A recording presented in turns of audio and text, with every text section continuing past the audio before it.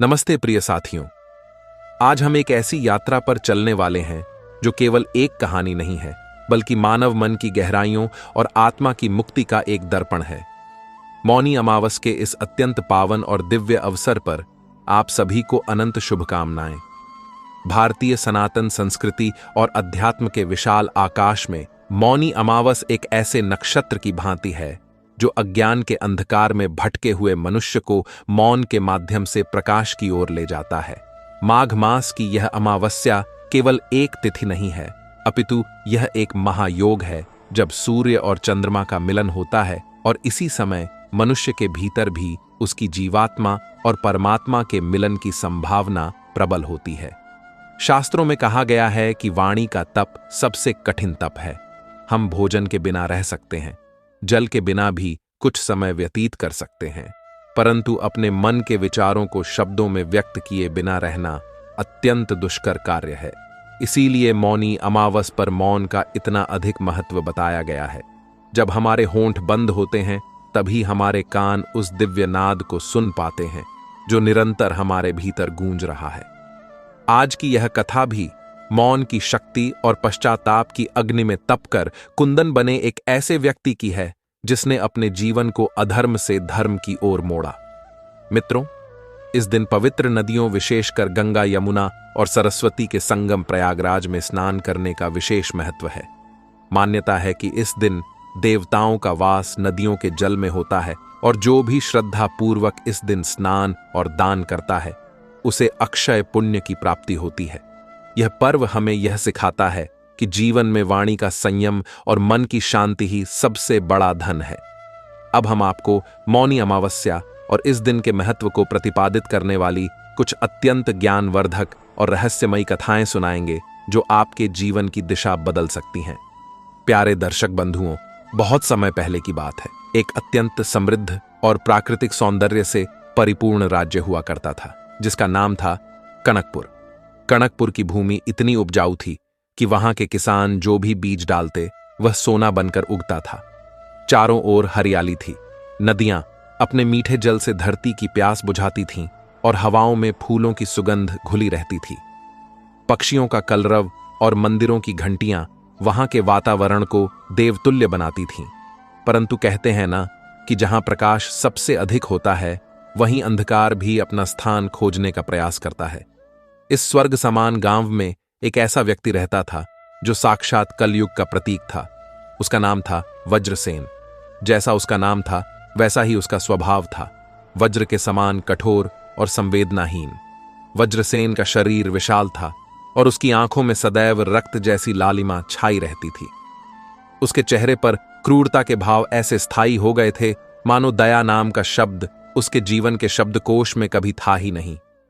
वह गांव का सबसे धनी व्यक्ति तो नहीं था, परंतु अपनी बाहुबल और आतंक के कारण वह अघोषित राजा बना बैठा था।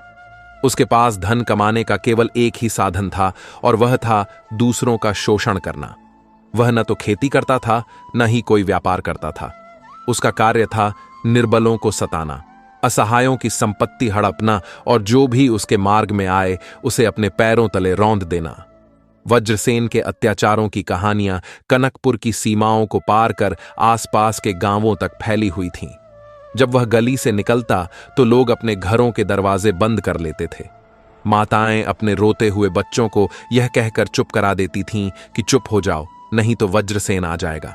उसके हृदय में करुणा का लेश मात्र भी स्थान नहीं था। उसे दूसरों के आंसू देखकर एक पैशाचिक आनंद मिलता था। जब कोई उसके सामने गिड़गिड़ाता तो उसकी हंसी और भयानक हो जाती थी। उसे लगता था कि यही शक्ति है। उसे लगता था कि डराकर रखना ही जीवन का सत्य है। उसने अपने जीवन में इतने पाप किए थे कि चित्रगुप्त की वही भी शायद छोटी पड़ जाए। किसी गरीब किसान की वर्ष भर की मेहनत से उगाई फसल में आग लगा देना उसके लिए मनोरंजन था। किसी बीमार के इलाज के लिए जा रहे धन को छीन लेना उसके लिए अपनी वीरता का प्रदर्शन था। वह मानता था कि यह दुनिया केवल ताकतवर लोगों के लिए बनी है और कमजोरों को जीने का कोई अधिकार नहीं है। एक बार की घटना है जो वज्रसेन की क्रूरता का साक्षात प्रमाण थी। कनकपुर गांव के बाहरी छोर पर एक जर्जर झोपड़ी में एक वृद्ध महिला रहती थी जिसे पूरा गांव सुमित्रा काकी कहकर बुलाता था। सुमित्रा काकी का इस दुनिया में कोई नहीं था। उनका एकमात्र सहारा उनका पोता था, जो गंभीर रूप से बीमार था। उस बालक को बचाने के लिए सुमित्रा काकी ने अपनी जीवन भर की जमा पूंजी, जो कि मुट्ठी भर चांदी के सिक्के थे, एक पुरानी पोटली में छिपा कर रखे थे।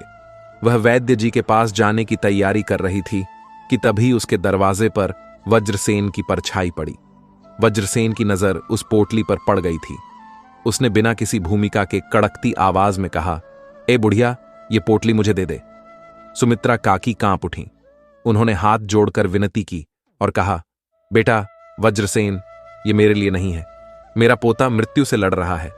ये उसकी दवाई के लिए है। यदि तूने यह ले लिया तो मेरा वंश समाप्त हो जाएगा। मुझ पर दया कर। परंतु वज्रसेन के कानों पर जूं तक नहीं रेंगी। उसने एक क्रूर अट्टहास लगाया और कहा, मृत्यु तो सबकी आनी है बुढ़िया। आज नहीं तो कल तेरा पोता मरेगा ही। फिर यह धन व्यर्थ क्यों करना? ला, यह मुझे दे दे। आज मेरी मदिरा का प्रबंध हो जाएगा। सुमित्रा काकी ने पोटली को अपनी छाती से लगा लिया। वज्रसेन ने आव देखा न ताव उस वृद्धा को इतनी जोर से धक्का दिया कि वह दूर जाकर गिरी और उसका सिर एक पत्थर से टकरा गया। वह अचेत हो गई और वज्रसेन वह पोटली उठाकर वहां से चला गया। उस दिन गांव की हवाओं में उस वृद्धा का श्राप घुल गया था। यद्यपि वह कुछ बोल नहीं पाई थी, परंतु उसकी आत्मा ने जो चीत्कार की थी वह ब्रह्मांड के किसी कोने में दर्ज हो गई थी। ऐसी ही एक और हृदय विदारक घटना वज्रसेन के पापों के घड़े को भरने के लिए पर्याप्त थी। एक बार एक प्रवासी परिवार गांव से गुजर रहा था। पिता के कंधे पर एक छोटा सा झोला था और हाथ में अपनी नन्ही बेटी के लिए एक काठ का खिलौना था। वह खिलौना बहुत सस्ता था, परंतु उस बच्ची के लिए वह अनमोल था। वज्रसेन ने उन्हें रास्ते में रोक लिया। उसकी नजर उस चमकते हुए खिलौने पर पड़ी। उसने सोचा कि इसमें अवश्य कोई रत्न छिपा है। उसने उस पिता को रोका और कहा, जो कुछ है यहां रख दे। उस पिता ने बहुत अनुनय विनय की कि उनके पास कुछ नहीं है, वे केवल मजदूर हैं। परंतु वज्रसेन ने उसकी एक न सुनी। उसने उस पिता को बुरी तरह पीटा और वह खिलौना छीनकर जमीन पर पटक दिया। खिलौना टूट गया और उसके साथ ही उस नन्ही बच्ची का दिल भी टूट गया। वह बच्ची रोती रही और वज्रसेन उस टूटे हुए खिलौने को लात मारकर वहां से चला गया। ऐसे अनगिनत पाप वज्रसेन के प्रतिदिन की दिनचर्या का हिस्सा थे। पाप का घड़ा जब भर जाता है तो नियति उसे तोड़ने के लिए किसी न किसी रूप में अवश्य आती है। वज्रसेन के जीवन में भी वह क्षण आया। कनकपुर गांव में एक दिन एक महान तेजस्वी संत का आगमन हुआ। उनका नाम था स्वामी दिव्यानंद। स्वामी दिव्यानंद का व्यक्तित्व सूर्य के समान प्रखर और चंद्रमा के समान शीतल था। उनके मुखमंडल पर ऐसा ओज था कि देखने वाले की आंखें स्वतः ही झुक जाती थीं।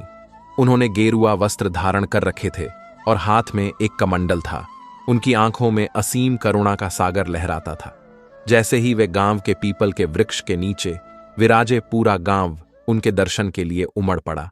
लोग अपने दुखों और कष्टों को लेकर उनके पास आने लगे। स्वामी जी सबकी बातें धैर्यपूर्वक सुनते और उन्हें समाधान बताते। धीरे धीरे ग्रामीणों ने दबी जुबान में वज्रसेन के आतंक के बारे में स्वामी जी को बताया। उन्होंने बताया कि कैसे एक राक्षस ने इस स्वर्ग जैसे गांव को नरक बना दिया है। स्वामी दिव्यानंद ने सब कुछ सुना। उनकी शांत आंखों में एक क्षण के लिए गंभीरता आई। उन्होंने पूछा, वह व्यक्ति कहां रहता है? ग्रामीणों ने भयभीत होकर उस दिशा में इशारा किया जिधर वज्रसेन की हवेली थी। स्वामी जी बिना किसी भय के उस ओर चल पड़े। लोग चकित थे। वे सोच रहे थे कि आज तो इस साधु का अनिष्ट निश्चित है। वज्रसेन साधुओं और संतों से विशेष घृणा करता था। स्वामी जी वज्रसेन के द्वार पर पहुंचे। वज्रसेन उस समय अपने साथियों के साथ जुआ खेल रहा था। उसने जब एक साधु को अपने द्वार पर खड़ा देखा तो उसका पारा 7वें आसमान पर पहुंच गया। वह गरजता हुआ बाहर आया और बोला, ए ढोंगी, यहां क्या करने आया है? मेरे पास तेरा पेट भरने के लिए कुछ नहीं है। अपनी जान प्यारी है तो यहां से भाग जा। स्वामी दिव्यानंद तनिक भी विचलित नहीं हुए। वे अपनी जगह पर अडिग खड़े रहे और उनकी आंखों में वज्रसेन के लिए क्रोध नहीं बल्कि एक अजीब सी दया थी। उन्होंने अत्यंत मृदु स्वर में कहा, वत्स, मैं तुझसे कुछ मांगने नहीं आया हूं। मैं तो तुझे वह देने आया हूं जिसे तूने आज तक कभी अनुभव ही नहीं किया। वज्रसेन हंसा। उसकी हंसी में अहंकार का नाद था। उसने कहा, मुझे क्या देगा तू? मेरे पास धन है, बल है और पूरा गांव मेरे इशारों पर नाचता है। तेरे पास क्या है जो तू मुझे देगा? स्वामी जी मुस्कुराए और बोले, तेरे पास सब कुछ है वत्स, पर वह शांति नहीं है जिसकी तुझे सबसे अधिक आवश्यकता है। तेरे भीतर एक आग जल रही है जो तुझे ही जला रही है। तू दूसरों को नहीं मार रहा, तू हर क्षण अपनी ही आत्मा की हत्या कर रहा है। स्वामी जी के इन शब्दों में एक ऐसी चुंबकीय शक्ति थी कि वज्रसेन का हाथ जो तलवार की मूठ पर था वहीं रुक गया। आज तक किसी ने उसकी आंखों में आंखें डालकर इस तरह बात करने का साहस नहीं किया था। स्वामी जी ने आगे कहा, देख वत्स, नियति तुझे एक अवसर दे रही है। तेरे पापों का भार इतना अधिक हो गया है कि अब यह धरती भी कांपने लगी है, परंतु परमात्मा की दया अपार है। आने वाली अमावस्या मौनी अमावस्या है। यदि तू अपने पापों से मुक्ति चाहता है तो तुझे एक छोटा सा प्रयोग करना होगा। वज्रसेन के मन में एक अजीब सा कौतूहल जागा। उसने व्यंग्य करते हुए पूछा, कैसा प्रयोग? क्या मुझे जंगल में जाकर तपस्या करनी होगी? स्वामी जी ने कहा, नहीं, तुझे केवल मौन रहना है। मौनी अमावस्या के सूर्योदय से लेकर सूर्यास्त तक तुझे अपने मुख से एक भी शब्द नहीं निकालना है। और केवल मुख का मौन नहीं, तुझे अपने मन को भी मौन रखना होगा।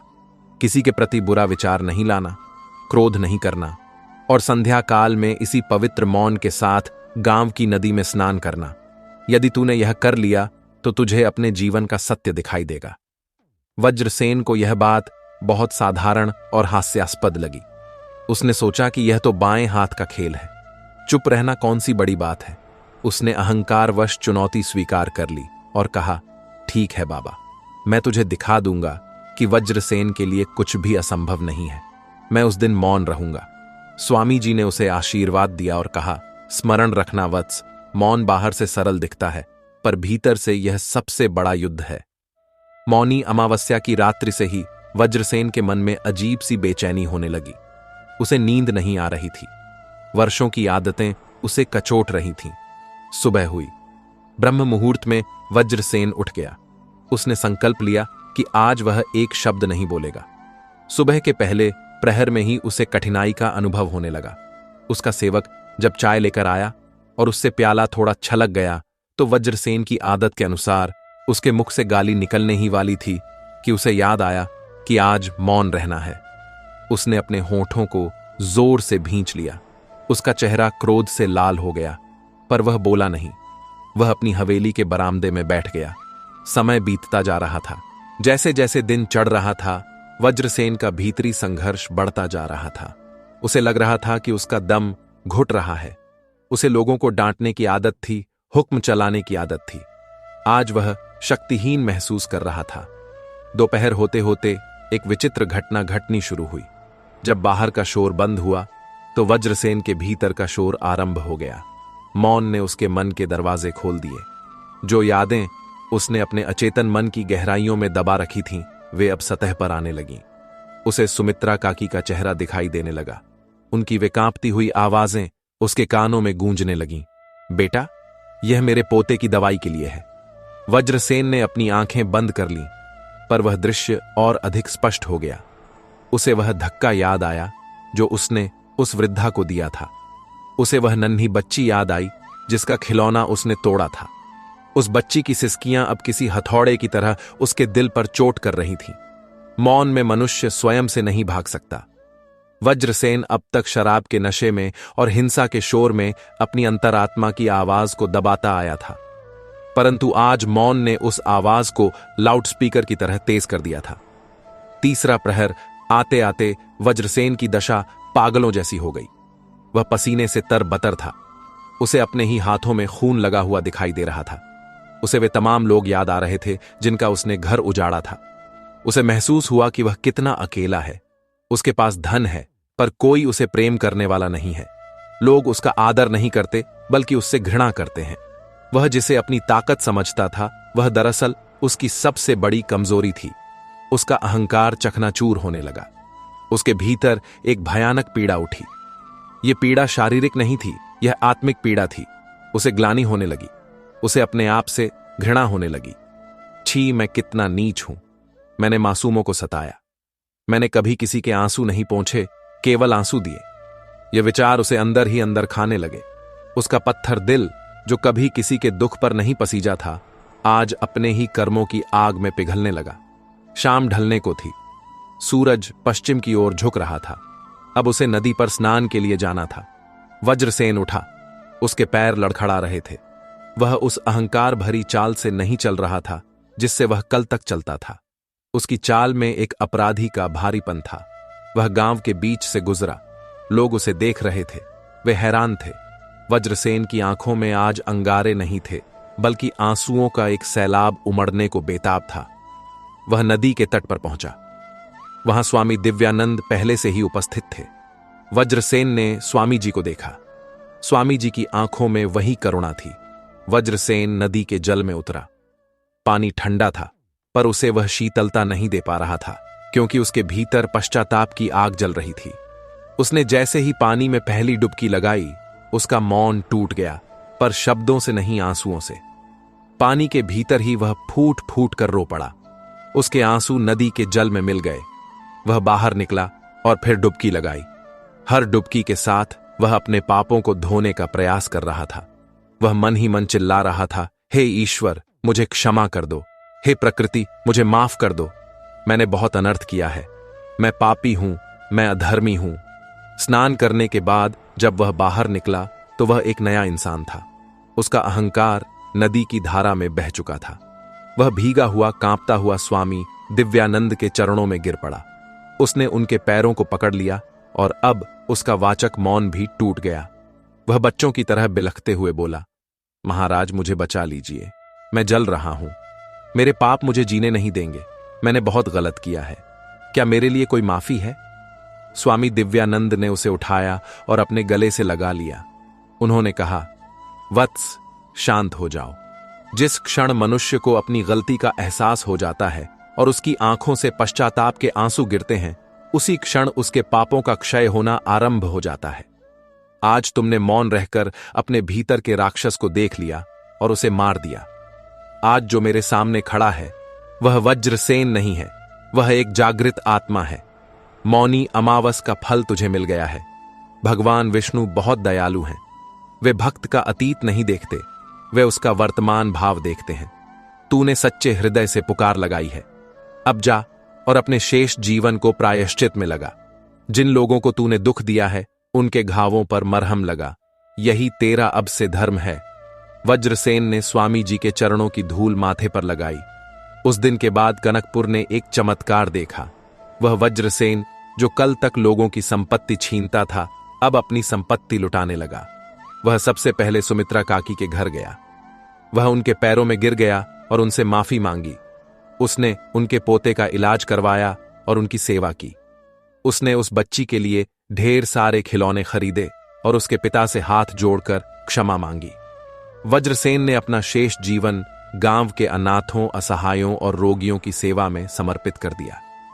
वह अब भी डरावना दिखता था, पर अब उसकी आंखों में प्रेम था। लोग अब उससे डरते नहीं थे, बल्कि उसे आदर से देखते थे। उसने साबित कर दिया कि कोई भी व्यक्ति जन्म से बुरा नहीं होता और न ही कोई इतना गिर सकता है कि वह उठ न सके। बस आवश्यकता है एक सही मार्गदर्शन की और एक सच्चे पश्चाताप की। मौनी अमावस की वह रात्रि वज्रसेन के जीवन की सबसे अंधकारमय रात्रि थी, जिसने उसके जीवन में सबसे सुंदर सवेरा लाया। यह कथा हमें सिखाती है कि मौन में बहुत शक्ति है। जब हम बाहर की दुनिया से कटकर अपने भीतर झांकते हैं, तभी हमें अपने असली स्वरूप का ज्ञान होता है। हम अक्सर दूसरों की बुराइयां देखने में इतने व्यस्त रहते हैं कि अपने भीतर की गंदगी हमें दिखाई नहीं देती। मौनी अमावस हमें अवसर देती है कि हम रुकें, ठहरें और अपने अंतरात्मा की आवाज सुनें। दान केवल धन का नहीं होता। अपने अहंकार का दान, अपनी बुरी आदतों का दान सबसे बड़ा दान है। यदि हम अपने जीवन में किसी एक व्यक्ति के चेहरे पर भी मुस्कान ला सके तो हमारा जीवन सफल है। प्रिय साथियों, इस पावन पर्व पर हम भी यह संकल्प लें कि हम अपने वाणी और विचारों पर संयम रखेंगे। हम प्रयास करेंगे कि हमारे शब्दों से किसी का दिल न दुखे। हम भी वज्रसेन की भांति अपनी बुराइयों को त्याग कर अच्छाई के मार्ग पर चलने का प्रयास करेंगे। मित्रों, पौराणिक मान्यताओं के अनुसार मौनी अमावस्या के दिन ही समुद्र मंथन के दौरान भगवान धन्वंतरी अमृत कलश लेकर प्रकट हुए थे और उस समय असुरों से अमृत को बचाने के प्रयास में अमृत की कुछ बूंदें छलक कर प्रयागराज, नासिक, उज्जैन और हरिद्वार में गिरी थीं। यही कारण है कि इन स्थानों पर कुंभ और माघ मेले का आयोजन होता है और इस दिन स्नान करने से अमृत स्नान के समान फल मिलता है। इसके अतिरिक्त यह भी कहा जाता है कि माघ कृष्ण चतुर्दशी को भगवान शिव और माता पार्वती का विवाह तय हुआ था और उसके अगले दिन अर्थात अमावस्या को समस्त देवी देवताओं और ऋषियों ने भगवान शिव की साधना की थी। इसलिए यह दिन शिव और शक्ति के मिलन की पृष्ठभूमि का भी दिन है और भगवान विष्णु ने इस विवाह में माता पार्वती के भाई के रूप में दायित्व निभाया था और यह दिन शिव और भगवान श्री हरि दोनों की कृपा प्राप्त करने का दुर्लभ अवसर है। इस दिन किया गया दान, चाहे वह तिल का हो, अन्न का हो, वस्त्र का हो या दीप का हो, वह कई जन्मों के पापों को नष्ट करने की क्षमता रखता है। मौनी अमावस्या का व्रत रखने वाले साधक को सुबह स्नान से पूर्व ही मौन धारण कर लेना चाहिए और यदि संभव हो तो पूरे दिन मौन रहकर मानसिक जप करना चाहिए। यदि पूरे दिन मौन रहना संभव न हो तो कम से कम स्नान और पूजा समाप्त होने तक मौन अवश्य रखना चाहिए। अब एक कहानी और सुनिए। मित्रों, कांचीपुरी नगरी के एक धर्मनिष्ठ ब्राह्मण परिवार की है। प्राचीन काल में कांचीपुरी में राधेश्याम नाम का एक अत्यंत विद्वान और धर्मात्मा ब्राह्मण रहता था। उसकी पत्नी का नाम रूपवती था और वे दोनों बड़े ही प्रेम और धर्मपूर्वक अपना गृहस्थ जीवन व्यतीत कर रहे थे। उनके 7 पुत्र थे और एक सर्वगुण संपन्न पुत्री थी जिसका नाम गुणवती था। राधेश्याम ने अपने 7 पुत्रों का विवाह योग्य कन्याओं से कर दिया था और अब उन्हें अपनी एकमात्र पुत्री गुणवती के विवाह की चिंता थी। उन्होंने अपने सबसे छोटे पुत्र को गुणवती की कुंडली दी और कहा कि जाओ किसी विद्वान ज्योतिषी को यह कुंडली दिखाओ और पूछो कि इसके विवाह का योग कब है और इसका भविष्य कैसा होगा। पिता की आज्ञा पाकर पुत्र ने एक ख्याति प्राप्त ज्योतिषी को वह कुंडली दिखाई। ज्योतिषी ने गणना की और उसका चेहरा गंभीर हो गया। उसने बताया कि कन्या के विवाह के लक्षण तो ठीक हैं, परंतु एक बहुत बड़ा दोष है। जैसे ही इस कन्या का विवाह होगा और विवाह की सप्तपदी की रस्में पूरी होंगी, उसी समय यह विधवा हो जाएगी। ज्योतिषी की यह भविष्यवाणी सुनकर ब्राह्मण परिवार पर वज्रपात हो गया। घर में शोक की लहर दौड़ गई। राधेश्याम ने ज्योतिषी से अनुनय विनय की और पूछा कि क्या इस घोर पाप और दुर्भाग्य को टालने का कोई उपाय नहीं है। तब ज्योतिषी ने विचार करके कहा कि उपाय तो कठिन है परंतु असंभव भी नहीं है। उसने बताया कि एक नगर में गीतिका नाम की एक धोबिन रहती है जो परम पतिव्रता और धर्मपरायण है। यदि वह गीतिका धोबिन तुम्हारे घर आकर विधिपूर्वक पूजा करे और अपना आशीर्वाद तुम्हारी कन्या को दे दे तो यह वैधव्य योग टल सकता है और गुणवती को अखंड सौभाग्य की प्राप्ति हो सकती है। इस उपाय को सुनकर राधेश्याम ने अपने सबसे छोटे पुत्र के साथ अपनी पुत्री गुणवती को उस नगर जाने का आदेश दिया। पिता की आज्ञा मानकर भाई और बहन दोनों नगर की ओर चल पड़े। यात्रा अत्यंत कठिन थी। वे चलते चलते समुद्र के किनारे पहुंचे, परंतु समुद्र को पार करने का कोई साधन उन्हें नहीं मिला। वे दोनों निराश होकर एक विशाल वट वृक्ष के नीचे बैठ गए और भूख प्यास से व्याकुल होकर अपनी किस्मत को कोसने लगे। उस पेड़ पर एक तोते का परिवार रहता था। उस समय तोता और उसकी पत्नी भोजन की तलाश में बाहर गए हुए थे और घोंसले में उनके बच्चे अकेले थे। बच्चे घोंसले से नीचे देख रहे थे कि 2 मानव भाई बहन भूख और प्यास से तड़प रहे हैं। वे दोनों अत्यंत दुखी थे। शाम को जब तोते के माता और पिता भोजन लेकर वापस आए तो उन्होंने देखा कि उनके बच्चे भोजन नहीं कर रहे हैं। माता ने पूछा कि तुम भोजन क्यों नहीं कर रहे हो? तब बच्चों ने कहा कि नीचे पेड़ की छाया में 2 प्राणी भूखे प्यास से बैठे हैं। जब तक वे भोजन नहीं करेंगे हम भी अन्न ग्रहण नहीं करेंगे। तोते के बच्चों की दयालुता देखकर माता पिता बहुत प्रसन्न हुए। उनकी माता नीचे उतरी और उन्होंने भाई बहन से उनकी उदासी का कारण पूछा। गुणवती और उसके भाई ने अपनी सारी व्यथा और नगर जाने की अपनी असमर्थता बता दी तो उनकी माता ने उन्हें सांत्वना दी और कहा कि तुम चिंता मत करो, मैं तुम्हें समुद्र पार करवा दूंगी और गीतिका धोबिन के घर का मार्ग भी बता दूंगी। मित्रों, फिर उस तोते की पत्नी ने उन्हें कुछ फल और भोजन दिया, जिसे खाकर उनकी भूख शांत हुई और अगले दिन सुबह अपनी पीठ पर बैठाकर उन्हें समुद्र पार करवा दिया। नगर पहुंचकर गुणवती और उसका भाई गीतिका धोबिन के घर का पता लगाकर उसके घर के पास ही छिपकर रहने लगे। गुणवती के मन में सेवा का भाव कूट कूट कर भरा था। वह प्रतिदिन ब्रह्म मुहूर्त में उठती और अंधेरे में ही गीतिका धोबिन के घर जाकर उसका आंगन लीप देती, घर के बाहर सुंदर रंगोली बना देती और साफ सफाई कर देती। गीतिका धोबिन जब सुबह उठती तो अपना घर इतना साफ और सुंदर देखकर आश्चर्यचकित रह जाती। वह अपनी बहुओं से पूछती कि तुम में से कौन इतनी सुबह उठकर यह सेवा करता है। बहुएं अपना महत्व बढ़ाने के लिए झूठ बोल देती कि यह काम हम ही करते हैं, परंतु गीतिका को विश्वास नहीं होता था, क्योंकि वह जानती थी कि उसकी बहुएं इतनी सुबह नहीं उठ सकती। एक दिन सत्य जानने के लिए गीतिका धोबिन पूरी रात जागी और छिपकर देखने लगी। उसने देखा कि एक दिव्य कन्या आती है और बड़ी निष्ठा से घर को लीप कर साफ करती है। गीतिका तुरंत बाहर आई और उसने गुणवती के चरण पकड़ लिए और पूछा कि हे देवी, आप कौन हैं और मेरे घर की इस प्रकार सेवा क्यों कर रही हैं? गुणवती ने रोते हुए अपनी सारी कहानी और ज्योतिषी की भविष्यवाणी गीतिका को बता दी। उसने गीतिका से प्रार्थना की कि मेरे सौभाग्य की रक्षा के लिए आप मेरे साथ मेरे घर चलें। गीतिका, जो कि एक पतिव्रता और दयालु स्त्री थी, वह तुरंत तैयार हो गई।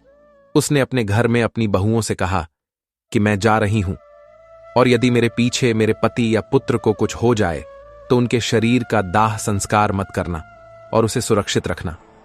गीतिका धोबिन गुणवती के साथ उनके शहर पहुंची। ब्राह्मण के घर उसने विधि विधान से पूजन किया और गुणवती को अपना पुण्य प्रदान किया। उधर गुणवती का विवाह हुआ और फेरे लेते समय जैसे ही 7वां फेरा पूरा हुआ, उसका पति मूर्छित होकर गिर पड़ा। लेकिन गीतिका ने अपने तपोबल और संचित पुण्यों का दान देकर यमराज से उसके प्राण वापस मांग लिए। गीतिका के पुण्य प्रताप से गुणवती का पति जीवित हो गया और स्वस्थ हो गया। लेकिन उधर गीतिका के घर में अनर्थ हो गया। जैसे ही उसने अपने पुण्य दान किए, उसके घर में उसके पति और पुत्र की मृत्यु हो गई। गीतिका को जब यह आभास हुआ तो वह तुरंत वहां से विदा लेकर अपने घर लौटी। उसने देखा कि उसके परिजनों के शव रखे हुए हैं। गीतिका तनिक भी विचलित नहीं हुई। वह जानती थी कि धर्म और सेवा का फल कभी व्यर्थ नहीं जाता। वह रास्ते में एक पीपल के पेड़ के पास रुकी और वहां उसने मौन धारण करके भगवान विष्णु और शिव का ध्यान किया। उसने पीपल के वृक्ष की 108 परिक्रमा की और भगवान से प्रार्थना की कि यदि मैंने जीवन भर सत्य और धर्म का पालन किया है और निस्वार्थ भाव से एक कन्या के सुहाग की रक्षा की है, तो मेरे पति और पुत्र जीवित हो जाएं। उसकी प्रार्थना में इतनी शक्ति थी कि भगवान को झुकना पड़ा और उसके पति और पुत्र जीवित हो उठे।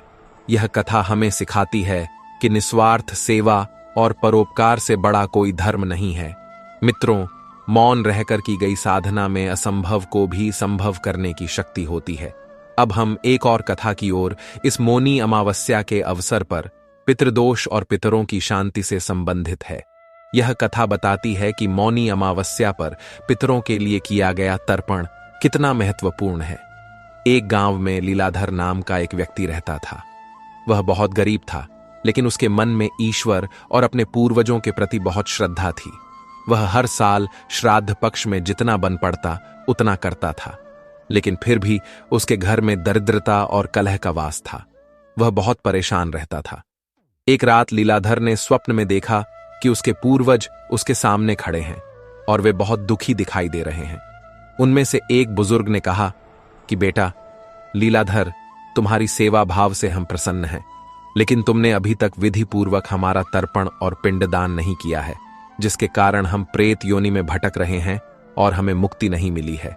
जब तक हमें मुक्ति नहीं मिलेगी तब तक तुम्हारे घर में सुख शांति नहीं आ सकती। लीलाधर ने हाथ जोड़कर उपाय पूछा तो पितरों ने कहा कि तुम्हें गया जी जाकर हमारा पिंडदान करना होगा और हर अमावस्या, विशेषकर मौनी अमावस्या को हमारे नाम का दीपक जलाना होगा और मौन रहकर हमारे लिए प्रार्थना करनी होगी। लीलाधर ने अपनी पत्नी अवनति को यह सपना बताया और दोनों ने निश्चय किया कि वे गया जी जाएंगे। उनके पास धन नहीं था। फिर भी वे पैदल ही निकल पड़े। रास्ते में उन्हें एक साधु मिले। साधु ने उनकी दशा देखकर पूछा कि तुम कहां जा रहे हो। लीलाधर ने सब सच बता दिया। साधु ने उन्हें एक तांबे का पात्र दिया और कहा कि इसे गया जी में ले जाकर इसमें जल भरकर पितरों को अर्पित करना। तुम्हारी श्रद्धा ही तुम्हारा संबल है। लीलाधर ने गया जी पहुंचकर पूरे विधि विधान से पिंडदान किया, और जैसे ही उसने उस पात्र से जल अर्पित किया, आकाश से एक दिव्य प्रकाश हुआ और उसके पितर तृप्त होकर उसे आशीर्वाद देते हुए परम धाम को चले गए। घर लौटने पर लीलाधर ने देखा कि उसकी झोपड़ी एक पक्के मकान में बदल गई है और उसके खेत जो बंजर पड़े थे अब लहलहा रहे हैं। यह प्रभाव था पितरों के आशीर्वाद का। मौनी अमावस्या के दिन जो भी व्यक्ति अपने पितरों को याद करता है और उनके निमित्त दान करता है, उसके जीवन के सारे कष्ट दूर हो जाते हैं। मित्रों, अब हम आपको एक ऐसी कथा सुनाने जा रहे हैं जो मन के परिवर्तन और पश्चाताप की शक्ति को दर्शाती है। यह कथा एक ऐसे पापी की है जिसका हृदय परिवर्तन मौनी अमावस्या के व्रत से हुआ। एक गांव में दानवीर नाम का एक व्यक्ति रहता था। जैसा उसका नाम था वैसा ही उसका काम था। वह अत्यंत क्रूर और निर्दयी था। गांव के लोग उससे थर थर कांपते थे। चोरी डकैती और लोगों को सताना उसका रोज का काम था। उसके मन में दया नाम की कोई चीज नहीं थी। एक बार उसने एक गरीब बुढ़िया के पैसे छीन लिए जो उसने अपने बीमार बेटे के इलाज के लिए रखे थे। बुढ़िया रोती रही, गिड़गिड़ाती रही, पर दानवीर का दिल नहीं पसीजा। एक बार उसने एक मजदूर की गाढ़ी कमाई लूट ली और उसे बुरी तरह पीटा। उसके पापों का घड़ा भर चुका था, लेकिन उसे अपनी ताकत का बहुत घमंड था। वह सोचता था कि मेरा कोई कुछ नहीं बिगाड़ सकता। एक दिन उस गांव में एक पहुंचे हुए संत आए। संत का चेहरा तेज से चमक रहा था। गांव वाले अपनी इच्छाएं लेकर संत के पास गए और दानवीर के अत्याचारों के बारे में बताया। संत ने सब सुना और कहा कि डरो मत, हर अंधकार का अंत निश्चित है। संत सीधे दानवीर के पास गए। दानवीर उस समय अपने साथियों के साथ जुआ खेल रहा था। संत को देखकर वह हंसा और बोला, बाबा, यहां क्यों आए हो?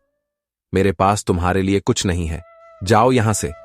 संत ने शांत भाव से कहा, मैं तुमसे कुछ लेने नहीं आया हूं, मैं तो तुम्हें यह बताने आया हूं कि तुम्हारे जीवन का समय अब कम बचा है और तुम्हारे पापों का बोझ इतना बढ़ गया है कि तुम्हारी आत्मा चीख रही है। दानवीर को पहले गुस्सा आया, पर संत की आंखों में एक ऐसा तेज था कि वह सहम गया। उसने पूछा, तो मैं क्या करूं? संत ने कहा, आने वाली अमावस्या मौनी अमावस्या है। उस दिन तुम सुबह से शाम तक मौन धारण करो और गंगा के तट पर बैठकर अपने किए गए पापों का चिंतन करो। यदि तुम्हारा पश्चाताप सच्चा होगा तो शायद तुम्हें कोई मार्ग मिल जाए। संत की बात दानवीर के मन में घोर कर गई। वह पहली बार डरा। उसे अपने किए पर डर लगने लगा। मौनी अमावस्या के दिन वह सुबह जल्दी उठा और गंगा किनारे जाकर एक एकांत स्थान पर बैठ गया। उसने मौन धारण कर लिया। शुरुआत में उसका मन बहुत विचलित हुआ। उसे बार बार गुस्सा आ रहा था। उसका मन भाग रहा था, लेकिन उसने हार नहीं मानी। जैसे जैसे समय बीतता गया और वह मौन में गहरा उतरता गया, उसके सामने उसके पापों के चित्र उभरने लगे। उसे उस बुढ़िया का रोता हुआ चेहरा याद आया। उसे उस मजदूर की चीखें सुनाई देने लगी। मौन ने उसके अंदर के शोर को जगा दिया। उसे पहली बार ग्लानि महसूस हुई कि मैंने यह क्या किया, मैं कितना नीच हूं। दोपहर होते होते उसकी आंखों से आंसू बहने लगे। वह अंदर ही अंदर चिल्ला रहा था, पर उसका मुंह बंद था। वह मौन था। यह मौन उसके लिए सजा भी थी और सुधार भी। शाम तक उसका अहंकार पूरी तरह टूट चुका था। वह गंगा की रेत पर गिर पड़ा और मन ही मन ईश्वर से क्षमा मांगने लगा। हे प्रभु, मुझे क्षमा कर दो, मैं बहुत बड़ा पापी हूं। तभी वहां वही संत पुण्य प्रकट हुए। उन्होंने दानवीर के सिर पर हाथ रखा और कहा कि बेटा, आज तुमने अपने अंदर के राक्षस को मार दिया है। यह मौन ही तुम्हारी सबसे बड़ी तपस्या थी। तुम्हारे पश्चाताप के आंसुओं ने तुम्हारे पापों को धोना शुरू कर दिया है। अब तुम जाओ और अपना शेष जीवन लोगों की सेवा में लगाओ। दानवीर उस दिन के बाद पूरी तरह बदल गया। उसने लूटपाट छोड़ दी और वह गरीबों की मदद करने लगा। यह कथा हमें बताती है कि मौनी अमावस्या का मौन केवल वाणी का मौन नहीं है, यह आत्मा के जागरण का मौन है। जब हम बाहर से चुप होते हैं तभी हम अपने अंदर की आवाज सुन पाते हैं। प्यारे दर्शक बंधुओं, मौनी अमावस्या के दिन श्रीमद् भगवद गीता के 7वें अध्याय का पाठ करना या श्रवण करना भी अत्यंत कल्याणकारी माना जाता है। भगवान श्री कृष्ण इस अध्याय में अपनी विभूतियों और अपनी माया का वर्णन करते हैं। भगवान अर्जुन से कहते हैं कि हे पार्थ, जो अनन्य प्रेम से मुझ में आसक्त है और जो योग में लगा हुआ है, वह मुझे समग्र रूप से जानता है। हजारों मनुष्यों में से कोई एक मेरी प्राप्ति के लिए यत्न करता है और उन यत्न करने वालों में से भी कोई विरला ही मुझे तत्व से जान पाता है। भगवान कहते हैं कि पृथ्वी, जल, अग्नि, वायु, आकाश, मन, बुद्धि और अहंकार, यह मेरी 8 प्रकार की प्रकृति है और इससे परे मेरी जीव रूपा परा प्रकृति है, जिसके द्वारा यह संपूर्ण जगत धारण किया जाता है। श्री कृष्ण कहते हैं कि मैं ही इस जगत का मूल कारण हूं, मुझसे भिन्न दूसरा कोई परम कारण नहीं है। जैसे धागे में मन के पिरोए होते हैं, वैसे ही यह संपूर्ण संसार मुझ में पिरोया हुआ है। मैं जल में रस हूं, चंद्रमा और सूर्य में प्रकाश हूं, वेदों में ओंकार हूं और आकाश में शब्द हूं। भगवान आगे कहते हैं कि यह जो मेरी त्रिगुणमयी माया है, यह बहुत दुस्तर है, इसे पार करना बहुत कठिन है, परंतु जो केवल मेरी शरण लेते हैं वे इस माया को पार कर जाते हैं। 4 प्रकार के भक्त मुझे भजते हैं, आर्त, जिज्ञासु, अर्थार्थी और ज्ञानी। इनमें से ज्ञानी मुझे सबसे प्रिय है, क्योंकि वह मुझे अपना आत्मा मानकर ही भजता है। भगवान कहते हैं कि बहुत जन्मों के अंत में ज्ञानवान पुरुष मुझे सब कुछ वासुदेव ही है, ऐसा जानकर मेरी शरण लेता है। वह महात्मा अत्यंत दुर्लभ है। जो लोग अपनी कामनाओं के कारण अन्य देवताओं की पूजा करते हैं, उनकी श्रद्धा को भी मैं ही पुष्ट करता हूं और उन्हें फल भी मेरे ही विधान से मिलता है, परंतु अंत में वे मुझे ही प्राप्त होते हैं। जो लोग मुझे जन्मने और मरने वाला साधारण मनुष्य समझते हैं, वे मूढ़ हैं। वे मेरे अविनाशी परम भाव को नहीं जानते। मैं भूत, भविष्य और वर्तमान के सभी प्राणियों को जानता हूं, किंतु मुझे कोई नहीं जानता। भगवान कहते हैं कि जो पुण्य कर्म करने वाले भक्त हैं, वे पापों से मुक्त होकर और द्वंद्व मोह से रहित होकर दृढ़ निश्चय के साथ मेरा भजन करते हैं, और जो जरा मरण से छूटने के लिए मेरा आश्रय लेते हैं, वे उस ब्रह्म को, संपूर्ण अध्यात्म को और कर्म को जानते हैं। गीता का यह ज्ञान हमें बताता है कि मौनी अमावस्या पर हमें उस परम तत्व परमात्मा के साथ जुड़ने का प्रयास करना चाहिए। यह संसार नश्वर है और हमारी वाणी और कर्म ही हमारे साथ जाते हैं। इस दिन तिल का दान अवश्य करना चाहिए, क्योंकि तिल को सात्विकता और अमृता का प्रतीक माना जाता है। काले तिल का दान पितरों की तृप्ति के लिए और सफेद तिल का दान देवताओं की प्रसन्नता के लिए किया जाता है। मौनी अमावस्या पर प्रयागराज के संगम में स्नान करने से जो पुण्य मिलता है, वह हजारों अश्वमेध यज्ञों के समान बताया गया है। यदि आप संगम तक नहीं जा सकते तो घर पर ही नहाने के पानी में थोड़ा सा गंगा जल मिलाकर और गंगा मैया का ध्यान करके स्नान करें तो आपको वही फल प्राप्त होगा। इस दिन पीपल के वृक्ष की पूजा का भी विधान है, क्योंकि पीपल में त्रिदेवों का वास माना जाता है। जड़ में ब्रह्मा, तने में विष्णु और पत्तों में शिव का वास होता है। मौनी अमावस्या के दिन पीपल को जल चढ़ाने और उसकी परिक्रमा करने से शनि दोष और कालसर्प दोष से भी मुक्ति मिलती है। शाम के समय घर के ईशान कोण में घी का दीपक जलाना चाहिए और भगवान विष्णु के मंत्रों का जाप करना चाहिए। यह दिन हमें यह संकल्प लेने का अवसर देता है कि हम अपनी वाणी का दुरुपयोग नहीं करेंगे, हम किसी की निंदा नहीं करेंगे और न ही कटु वचन बोलेंगे। मौन का अभ्यास हमें धैर्यवान बनाता है और हमारी संकल्प शक्ति को बढ़ाता है। तो आइए इस मौनी अमावस्या पर हम सब मिलकर यह प्रण लें कि हम अपने जीवन में सत्य, प्रेम और करुणा को स्थान देंगे। हम अपने पितरों के प्रति कृतज्ञ रहेंगे और अपने धर्म का पालन करेंगे। मौनी अमावस्या की यह पावन कथाएं हमें यही संदेश देती हैं कि जीवन में परिस्थितियां चाहे कितनी भी कठिन क्यों न हो, धर्म और धैर्य का साथ कभी नहीं छोड़ना चाहिए। जैसे गीतिका धोबिन ने अपने पुण्य से गुणवती का भाग्य बदल दिया, जैसे लीलाधर ने अपनी श्रद्धा से पितरों को तार दिया, और जैसे दानवीर ने मौन रहकर अपने पापों का प्रायश्चित किया, वैसे ही हम भी अपने जीवन को एक नई दिशा दे सकते हैं।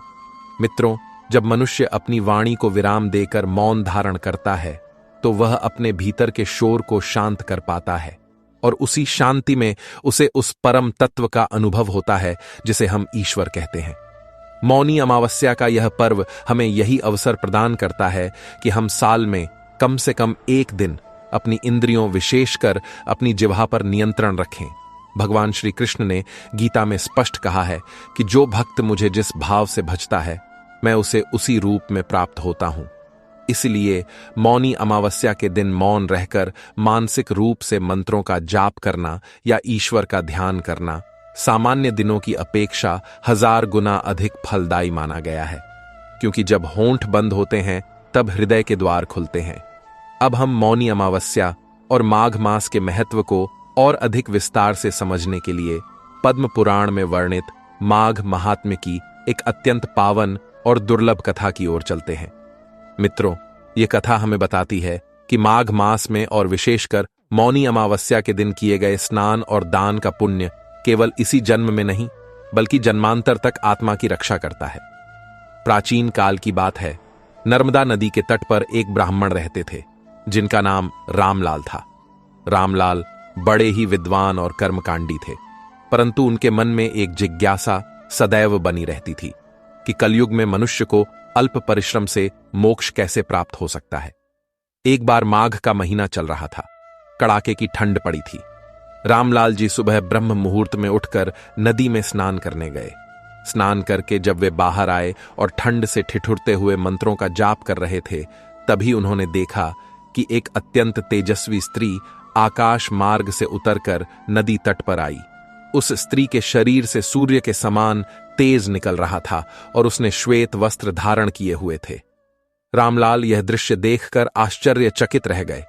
वह दिव्य स्त्री नदी में स्नान करके जैसे ही बाहर निकली, रामलाल ने साहस करके उन्हें प्रणाम किया और पूछा कि हे देवी, आप कौन हैं और इस कड़ाके की ठंड में इस निर्जन वन में स्नान करने का क्या प्रयोजन है?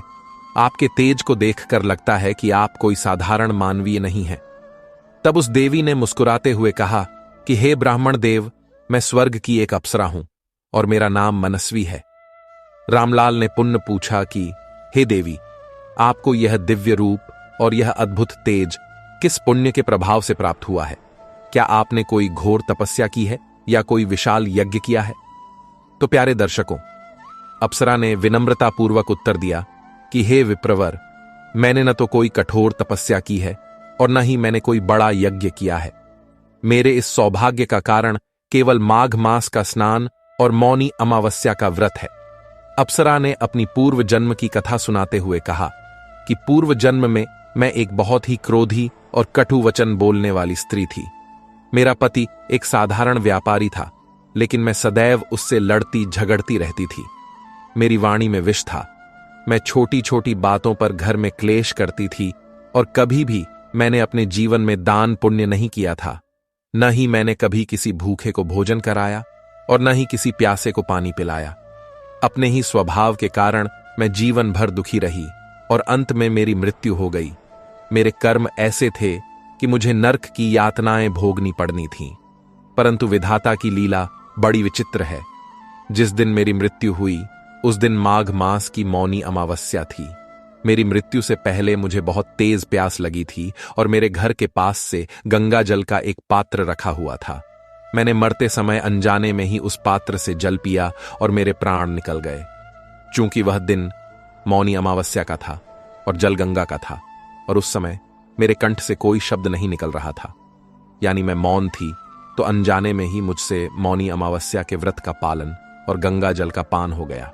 और हे ब्राह्मण देव, यमराज के दूत जब मुझे लेने आए तो उन्होंने देखा कि मेरे कर्मों का लेखा जोखा तो पापों से भरा है, परंतु अंतिम समय में मौनी अमावस्या के पुण्य ने मेरे सारे पापों को भस्म कर दिया है। चित्रगुप्त ने कहा कि इस स्त्री ने जीवन भर भले ही पाप किए हो, परंतु इसने माघ मास की अमावस्या को मौन रहकर प्राण त्यागे हैं और गंगा जल का पान किया है, इसलिए इसे नर्क नहीं भेजा जा सकता। इस एक दिन के पुण्य के प्रभाव से मुझे यह दिव्य शरीर प्राप्त हुआ और मुझे स्वर्ग में स्थान मिला। अब मैं प्रतिवर्ष माघ मास में इस पवित्र नदी में स्नान करने आती हूं, ताकि मेरा पुण्य सदैव अक्षुण्ण बना रहे। हे ब्राह्मण देव, यह है माघ स्नान और मौनी अमावस्या की महिमा, जो अनजाने में किए गए पुण्य का भी इतना बड़ा फल देती है। तो जो व्यक्ति श्रद्धापूर्वक और विधि विधान से इस व्रत को करेगा, उसके पुण्य का तो वर्णन ही नहीं किया जा सकता। अप्सरा की बातें सुनकर रामलाल गदगद हो गए और उन्होंने संकल्प लिया कि वे जीवन भर माघ स्नान और मौनी अमावस्या का व्रत करेंगे। तो मित्रों, इस कहानी के माध्यम से हमने आपको यह समझाना चाहा है कि हमारी वाणी का संयम हमारे लिए कितना आवश्यक है। अप्सरा ने बताया कि उसका पिछला जीवन वाणी के दोष के कारण ही नरक समान था। हम भी अपने दैनिक जीवन में देखते हैं कि हमारे अधिकांश झगड़े और मनमुटाव हमारी अनियंत्रित वाणी के कारण ही होते हैं। मौनी अमावस्या का यह मौन हमें यह अवसर देता है कि हम अपनी वाणी की ऊर्जा को संचित करें।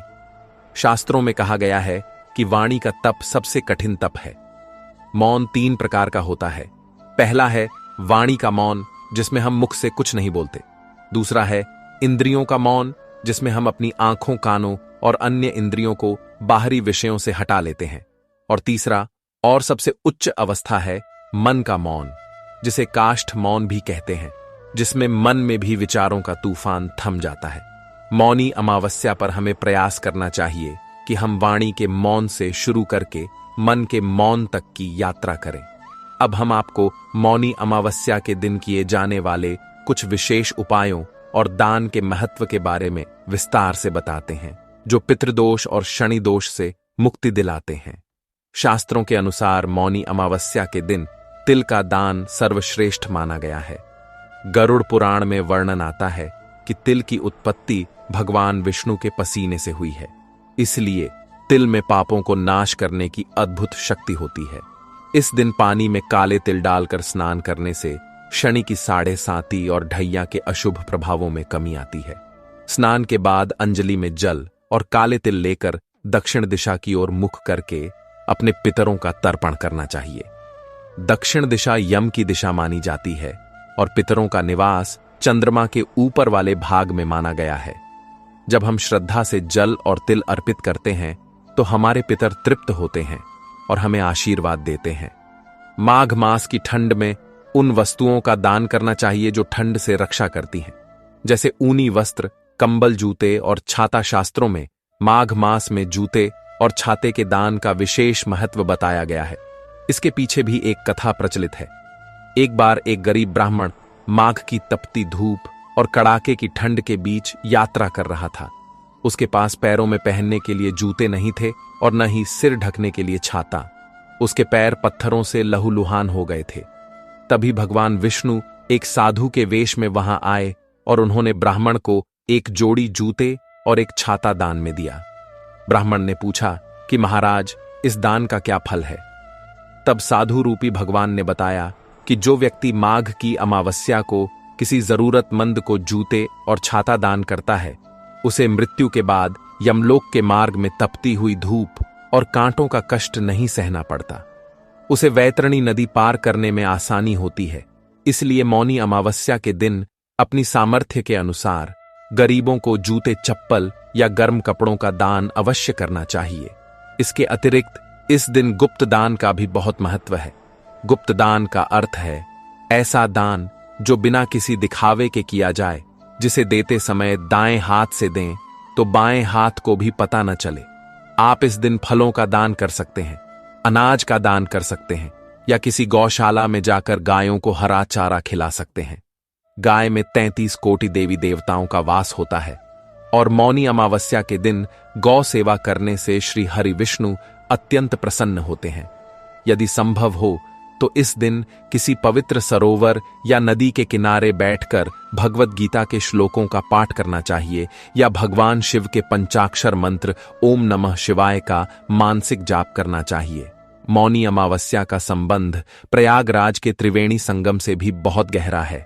मान्यता है कि सृष्टि के आरंभ में इसी दिन ब्रह्मा जी ने सृष्टि की रचना का कार्य शुरू किया था, इसलिए इसे एक युगादि तिथि भी माना जाता है। प्रयागराज में इस दिन स्नान करने के लिए स्वर्ग से सभी देवी देवता अदृश्य रूप में आते हैं। कल्पवास करने वाले साधुओं के लिए यह दिन सबसे बड़ा पर्व होता है। संगम की रेती पर बैठकर जब लाखों श्रद्धालु एक साथ मौन होकर ध्यान करते हैं तो वहां का वातावरण इतना पवित्र हो जाता है कि वहां की हवा में सांस लेने मात्र से मन के विकार दूर होने लगते हैं। यदि आप प्रयागराज नहीं जा सकते तो अपने घर में ही बाल्टी के पानी में थोड़ा सा गंगा जल मिलाएं और मन में यह भाव लाएं कि आप त्रिवेणी संगम में स्नान कर रहे हैं। गंगे च यमुने चैव गोदावरी सरस्वती नर्मदे सिंधु कावेरी जलेस्मिन सन्निधि कुरु। इस मंत्र का उच्चारण करें। इससे आपको घर बैठे ही तीर्थ स्नान का पुण्य प्राप्त होगा। और जैसा कि हमने आपको पहले भी बताया कि इस दिन पीपल के वृक्ष की पूजा का बहुत ही महत्व है, क्योंकि इसमें पितरों और देवताओं का वास है। मौनी अमावस्या की शाम को पीपल के पेड़ के नीचे सरसों के तेल का दीपक जलाना चाहिए और अपने पूर्वजों से प्रार्थना करनी चाहिए कि हे पितृदेवता, आप जहां भी हैं, जिस भी योनि में हैं, आप तृप्त हों और हमें अपना आशीर्वाद प्रदान करें। यदि किसी की कुंडली में कालसर्प दोष है तो उसे इस दिन चांदी के नाग नागिन का जोड़ा बहते जल में प्रवाहित करना चाहिए या भगवान शिव के मंदिर में जाकर शिवलिंग पर दूध और काले तिल अर्पित करने चाहिए। इससे जीवन में आने वाली बाधाएं दूर होती हैं। मित्रों, हम अपने जीवन में थोड़ा ठहराव लाएं। आधुनिक जीवन की भागदौड़ में हम खुद से मिलना भूल गए हैं। हम दुनिया भर की बातें करते हैं लेकिन अपने अंतर्मन की बात नहीं सुन पाते। यह एक दिन हमें खुद को रिब्यूट करने का मौका देता है। जब हम चुप रहते हैं तो हम अपनी ऊर्जा को बिखरने से बचाते हैं। यह ऊर्जा हमारे तेज को बढ़ाती है, हमारी संकल्प शक्ति को मजबूत करती है। मौन व्रत रखने वाले व्यक्ति को इस दिन झूठ, कपट, क्रोध और निंदा से पूरी तरह बचना चाहिए। यदि व्रत के दौरान गलती से मुख से कुछ निकल जाए तो भगवान विष्णु का नाम लेकर क्षमा मांग लेनी चाहिए और पूर्ण मौन धारण कर लेना चाहिए। शाम के समय व्रत का पारण करने से पहले भगवान को भोग लगाएं और फिर सात्विक भोजन ग्रहण करें। हे भक्तजनों, मौनी अमावस्या की यह पावन कथा और विधि विधान हमें धर्म के मार्ग पर चलने की प्रेरणा देते हैं। यह हमें याद दिलाते हैं कि हमारा जीवन केवल खाने पीने और सोने के लिए नहीं है, बल्कि आत्म कल्याण और परोपकार के लिए है। आप इस दिन जितना संभव हो मौन रहें, दान करें और ईश्वर का ध्यान करें। आपके पितर प्रसन्न होकर आपके परिवार की रक्षा करेंगे और आपके घर में लक्ष्मी का वास होगा। आपके सभी बिगड़े काम बन जाएंगे और जीवन में सुख, शांति और समृद्धि आएगी। इसी विश्वास के साथ कि आप इस पावन पर्व का पूरा लाभ उठाएंगे। और जैसा कि हमने पहले चर्चा की थी कि प्रयागराज में गंगा, यमुना और सरस्वती का संगम होता है, परंतु क्या आपने कभी विचार किया है कि सरस्वती नदी वहां दिखाई क्यों नहीं देती? वह गुप्त क्यों है? इसका आध्यात्मिक अर्थ मौनी अमावस्या से ही जुड़ा हुआ है। सरस्वती ज्ञान की देवी हैं और सच्चा ज्ञान सदैव शोर शराबे से दूर मौन में ही प्रकट होता है। जिस प्रकार सरस्वती नदी संगम पर गुप्त रूप से बहती है, उसी प्रकार परमात्मा का वास भी हमारे भीतर गुप्त रूप से है और उसे पाने के लिए हमें अपनी वाणी को विराम देकर अंतर्मुखी होना पड़ता है। मौनी अमावस्या हमें यही संदेश देती है कि बाहर के कोलाहल को छोड़कर अपने भीतर की उस गुप्त सरस्वती अर्थात अंतर्ज्ञान को जागृत करो।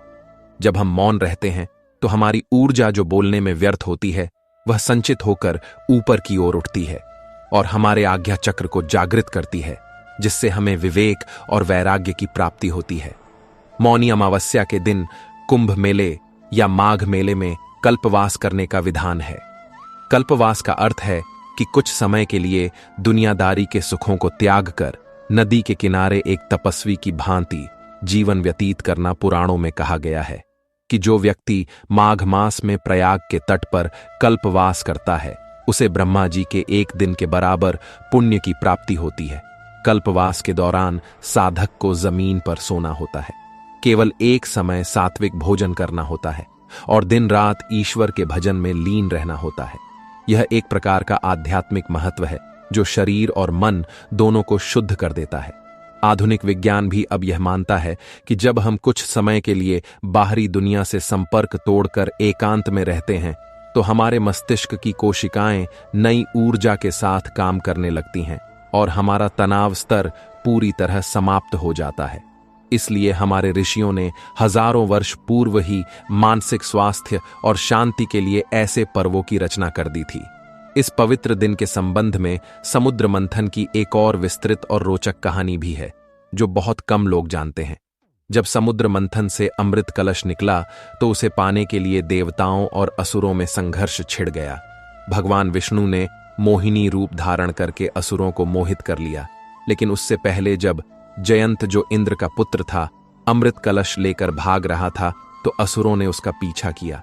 वह संघर्ष 12 दिनों तक चला, जो देवताओं के 12 दिन थे, लेकिन मनुष्यों के लिए वे 12 वर्ष के बराबर थे। उस संघर्ष के दौरान अमृत की कुछ बूंदें पृथ्वी पर 4 स्थानों पर छलकीं: प्रयागराज, हरिद्वार, उज्जैन और नासिक। इनमें से प्रयागराज में जिस समय अमृत छलका वह माघ मास की अमावस्या का दिन था, और उस समय सूर्य और चंद्रमा मकर राशि में प्रवेश कर रहे थे। ज्योतिष शास्त्र के अनुसार जब सूर्य और चंद्रमा एक साथ मकर राशि में होते हैं तो एक विशेष ऊर्जा का निर्माण होता है, जो जल को भी अमृत समान बना देती है। यही कारण है कि मौनी अमावस्या के दिन संगम के जल में स्नान करने से अमृत स्नान का फल मिलता है और शरीर के रोग और पाप दोनों नष्ट हो जाते हैं। अब हम आपको आगे एक और इस मौनी अमावस्या के शुभ अवसर पर ऐसी कथा सुनाते हैं जो वाणी के संयम और सत्य की शक्ति को दर्शाती है। यह कथा महाभारत काल के समय की है। एक बार एक ऋषि वन में घोर तपस्या कर रहे थे। उन्होंने 12 वर्षों का मौन व्रत धारण किया हुआ था। वे न तो किसी से बोलते थे और न ही किसी की ओर देखते थे। उनका पूरा ध्यान केवल ब्रह्म चिंतन में था। उसी वन में एक बार कुछ शिकारी एक हिरण का पीछा करते हुए आए। हिरण अपनी जान बचाने के लिए ऋषि की कुटिया के पीछे घनी झाड़ियों में छिप गया। शिकारियों ने ऋषि को देखा और उनसे पूछा कि महाराज, क्या आपने किसी हिरण को यहां से भागते हुए देखा है? ऋषि मौन थे। वे जानते थे कि यदि उन्होंने सच बोल दिया तो हिरण मारा जाएगा, और यदि झूठ बोला तो उनका सत्य का व्रत टूट जाएगा, और मौन तोड़ा तो मौन व्रत खंडित होगा। यह एक धर्म संकट था। ऋषि ने अपनी बुद्धिमत्ता का प्रयोग किया। उन्होंने न तो कुछ बोला और न ही कोई संकेत किया। वे केवल आकाश की ओर एकटक देखते रहे। शिकारियों को लगा कि यह ऋषि तो शायद पागल है या बहरा है। उन्होंने ऋषि को छोड़कर दूसरी दिशा में हिरण को खोजना शुरू कर दिया। इस प्रकार ऋषि ने बिना बोले सत्य का पालन भी किया और एक निर्दोष प्राणी की जान भी बचा ली। जब उनका 12 वर्षों का मौन व्रत पूरा हुआ तो उनके मुख से जो पहला शब्द निकला वह वेद की ऋचा बन गया। इसे कहते हैं वाक् सिद्धि। जब हम लंबे समय तक मौन का पालन करते हैं और सत्य पर अडिग रहते हैं तो हमारी वाणी में इतनी शक्ति आ जाती है कि हम जो कह दें वह सत्य हो जाता है। मौनी अमावस्या हमें इसी वाक् सिद्धि की ओर पहला कदम बढ़ाने का अवसर देती है। मित्रों, इस दिन दान के साथ साथ गौ सेवा का भी विशेष विधान है। हमारे धर्म में गाय को केवल एक पशु नहीं बल्कि माता का दर्जा दिया गया है। भविष्य पुराण के अनुसार मौनी अमावस्या के दिन यदि कोई व्यक्ति गाय को गुड़ और रोटी खिलाता है या गाय के शरीर पर हाथ फेरता है तो उसके हाथों की लकीरों में लिखा हुआ दुर्भाग्य भी सौभाग्य में बदल जाता है। गाय के शरीर से निकलने वाली आभा हमारे आभा मंडल को शुद्ध करती है। यदि आपके जीवन में बुध ग्रह से संबंधित कोई दोष है, जैसे कि व्यापार में घाटा होना या बुद्धि का सही समय पर काम न करना, तो इस दिन गाय को हरा चारा खिलाने से यह दोष दूर हो जाता है। गाय की सेवा करने से 33 कोटि देवी देवताओं की सेवा का फल एक साथ मिल जाता है। मौनी अमावस्या के दिन एक विशेष प्रयोग जो साधक कर सकते हैं वह है दीप दान का प्रयोग। शाम के समय जब सूर्य अस्त हो जाए तो आटे का एक चौमुखी दीपक बनाएं, उसमें सरसों का तेल भरें और उसमें थोड़े से काले तिल डाल दें। इस दीपक को अपने घर की चौखट के दाईं ओर जलाएं और भगवान यमराज से प्रार्थना करें कि हे धर्मराज, हमारे परिवार की अकाल मृत्यु से रक्षा करना और हमारे पितरों को सद्गति प्रदान करना। यह छोटा सा उपाय परिवार के ऊपर आने वाले बड़े से बड़े संकट को टाल सकता है। इसके अलावा यदि संभव हो तो किसी नदी या तालाब के किनारे जाकर दीप दान करें। जल में तैरता हुआ दीपक जीवात्मा की यात्रा का प्रतीक है। जैसे दीपक जल की लहरों पर तैरता हुआ आगे बढ़ता है, वैसे ही हमारी आत्मा भी भवसागर को पार करके परमात्मा की ओर बढ़ती है। इस दिन हमें अपने भोजन पर भी विशेष ध्यान देना चाहिए। मौनी अमावस्या के दिन पूर्ण रूप से सात्विक भोजन करना चाहिए। लहसुन, प्याज, मांस और मदिरा का सेवन इस दिन वर्जित है क्योंकि ये पदार्थ तामसिक होते हैं और हमारे मन को चंचल और क्रोधी बनाते हैं। मौन व्रत का पालन करने वाले व्यक्ति को तो फलाहार पर ही रहना चाहिए और इस दिन घर में कलह क्लेश बिल्कुल नहीं करना चाहिए, क्योंकि अमावस्या की तिथि पर नकारात्मक शक्तियां भी सक्रिय रहती हैं और यदि हम घर में झगड़ा करते हैं तो वे शक्तियां हमारे घर में प्रवेश कर जाती हैं। इसलिए घर का वातावरण सुगंधित और शांत रखना चाहिए। घर में की धूप जलानी चाहिए जिससे वातावरण शुद्ध हो सके। मित्रों, मौनी अमावस्या पर शिव और शक्ति की उपासना एक साथ क्यों करनी चाहिए? जैसा कि हमने शुरू में बताया था कि यह तिथि शिव और पार्वती के विवाह के उत्सव से जुड़ी है। भगवान शिव आदि योगी हैं और वे सदैव समाधि में लीन रहते हैं। उनका स्वरूप ही मौन का प्रतीक है और माता पार्वती शक्ति स्वरूपा हैं, जो उस मौन को ऊर्जा प्रदान करती हैं। जब हम मौनी अमावस्या पर शिव का अभिषेक करते हैं तो हमें जल की धारा के समान निरंतरता बनाए रखनी चाहिए। जैसे जल की धारा अटूट होती है, वैसे ही हमारा ध्यान भी भगवान में अटूट होना चाहिए। इस दिन शिवलिंग पर बेलपत्र चढ़ाते समय इस बात का ध्यान रखें कि बेलपत्र का चिकना भाग शिवलिंग की तरफ हो और डंठल आपकी तरफ। बेलपत्र के 3 पत्ते हमारे 3 गुणों सत्व, रज और तम के प्रतीक हैं, जिन्हें हम भगवान को समर्पित करके गुणातीत हो जाते हैं। एक बहुत ही महत्वपूर्ण बात जो अक्सर लोग भूल जाते हैं वह यह है कि मौनी अमावस्या के दिन हमें प्रकृति के प्रति भी अपना आभार व्यक्त करना चाहिए। हम नदियां, पेड़ पौधे और पृथ्वी का दोहन तो करते हैं, लेकिन उन्हें धन्यवाद देना भूल जाते हैं।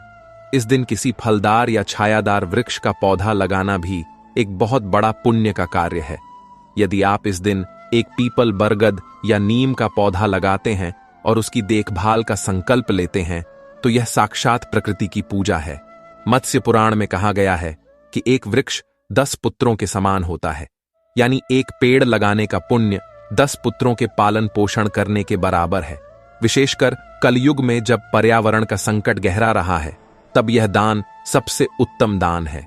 और अब हम आपको मौनी अमावस्या की रात्रि जागरण के महत्व के बारे में बताते हैं। अमावस्या की रात को घोर अंधकार होता है, लेकिन यह अंधकार ही प्रकाश की महत्ता को बताता है। जो साधक इस रात को जागकर भगवान का भजन करते हैं या ध्यान करते हैं, उन्हें बहुत जल्दी सिद्धियां प्राप्त होती हैं। तंत्र शास्त्र में भी मौनी अमावस्या की रात का विशेष महत्व है, लेकिन गृहस्थ लोगों के लिए सात्विक जागरण ही श्रेष्ठ है। आप रात को अपने परिवार के साथ बैठकर रामायण का पाठ कर सकते हैं या सुंदरकांड का पाठ कर सकते हैं। सामूहिक प्रार्थना में बहुत शक्ति होती है। जब पूरा परिवार मिलकर एक स्वर में भगवान को पुकारता है तो वह पुकार खाली नहीं जाती।